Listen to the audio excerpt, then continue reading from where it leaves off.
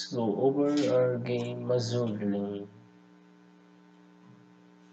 Today I'm gonna discuss its gameplay and the features I like about it, which stands out the most compared to the other gacha games.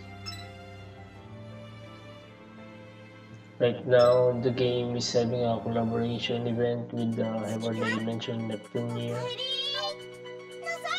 and right here we're to see the live 2D of your secretary, or in other words, your best favorite ship. I mean, it's the best because you can have many favorites as you like, because the more ships you have, the more favorites you get. Let's change them and we get to change them. You can even see them live moving, looking to the mouse where it points, and hearing their dialogues makes it more cute, way cuter. They even react to which part of the body you get to touch. See, it's quite simple. Let's get over to the gameplay, which is pretty simple. Nobody can have a hard time playing this game, and I guarantee it, unless they haven't they haven't played a single game in their life. And we get to start on this certain map where we get to command our ship girls in their chibi form to encounter the selected enemy and fight for their freedom, as that's the story goes, because the sirens are the antagonists of the game. It's being said that they came from the future, they're the original inhabitants of the earth, and they're getting most of the power that they can get from the current inhabitants, which is the faction Azur Lane. And as you can see, the game is a bit of bullet hell. You can play it auto or normally, which you can control when the hard part gets stopped. You can change to your fleets whenever they can deplete their ammo, in which they get less powerful. And let's see the manual play where we can get to control them using the joystick. It's simple, nobody would fail this game. And let's go to the auto part.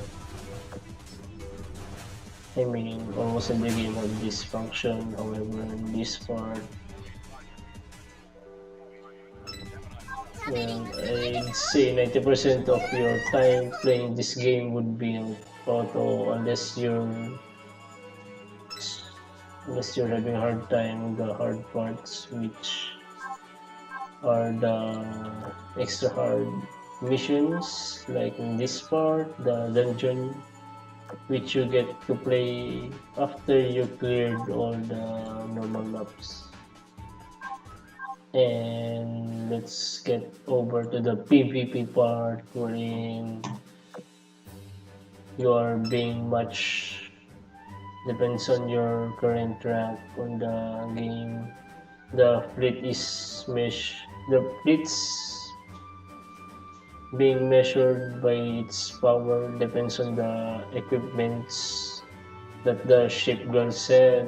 Well, you don't get to put them on your formation just because all of them are SR rated, but because some ships have better synergies with other ones.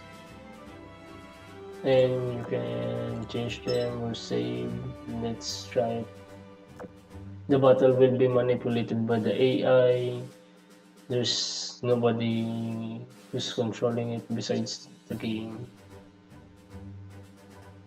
It's pretty quite simple. I'd say for the most part this is quite fair because nobody would really control it, and the AI would just simply decide whoever wins, whoever has the tougher fleet get to win. There's a time given, however, I guess no one ever won the game just by waiting for that. No, and as we can see here, we're losing. And yeah, what's tricky about this PvP is you can just pause it and leave the battle to cancel out the defeat you're gonna have. And yeah, that's just the only loophole I guess I could run from this game. Could skip defeat and play it again until you win. And let's head over for the missions. Whenever you do something, you get rewarded for it, and there's certain amount of daily quests, weekly quests that gives more, and some side quests. In other words, these are the optional ones, and the main ones, which it's the campaign. I am currently held back because the other chapters aren't out yet. There are passive missions here. You get to put your own ships on some missions, and they're just gonna sort on their own at some specific time given. So until their sortie ends, you can't use them unless you're just gonna cancel them out and cancel the rewards being collected as well.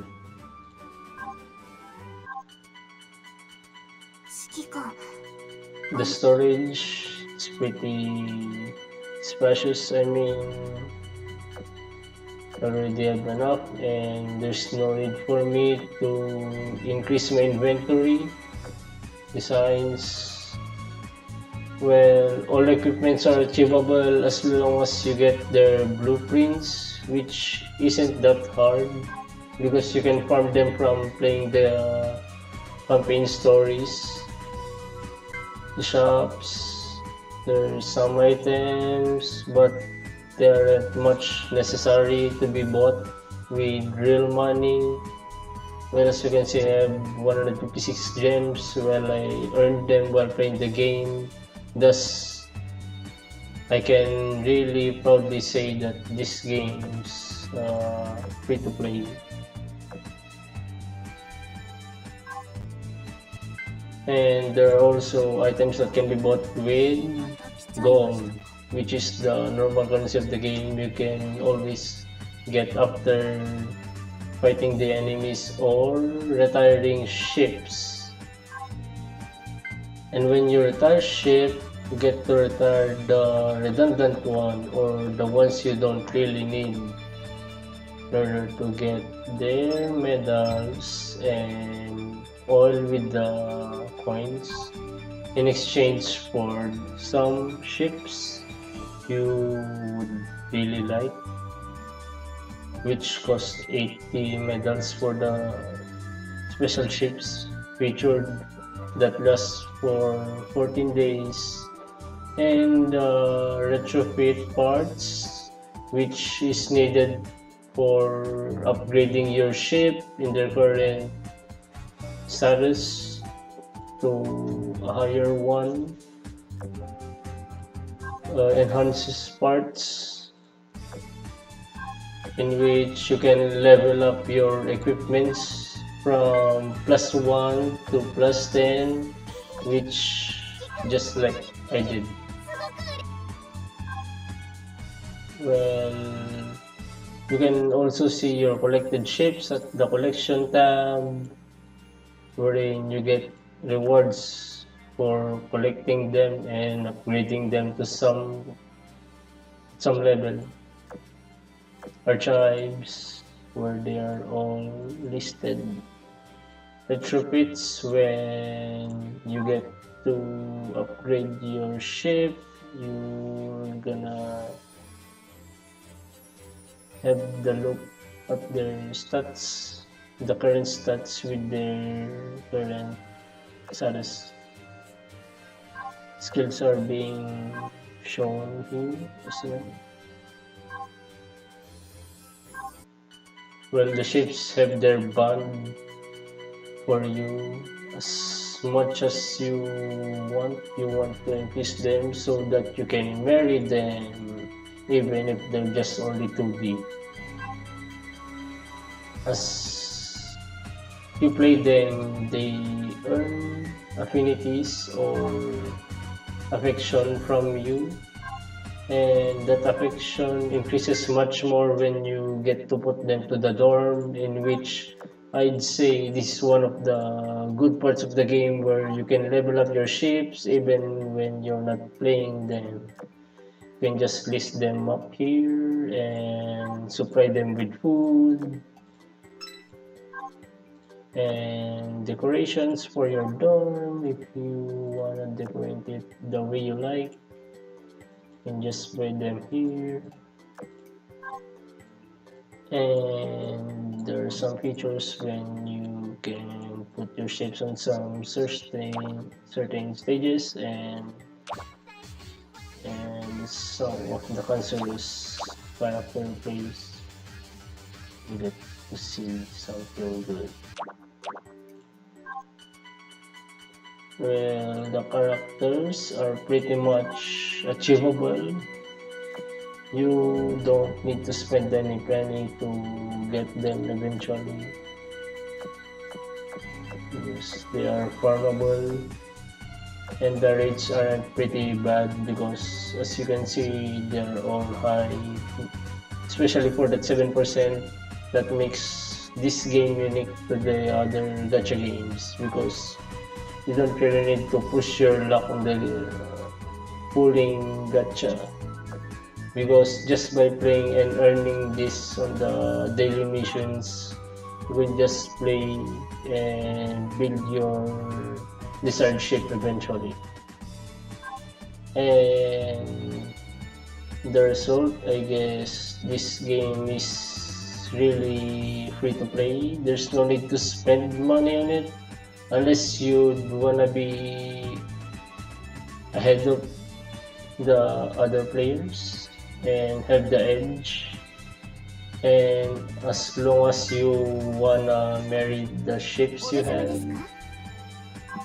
you can also support the game, I guess, by giving Akashi some of your money. You can also list your friends here. That's pretty good. However, there's not much of interactions between your friends, as you can only see their dorm. That's good enough. I wish some features of the game will come up eventually. And that's all for this game. Thanks for watching, and leave a like and subscribe.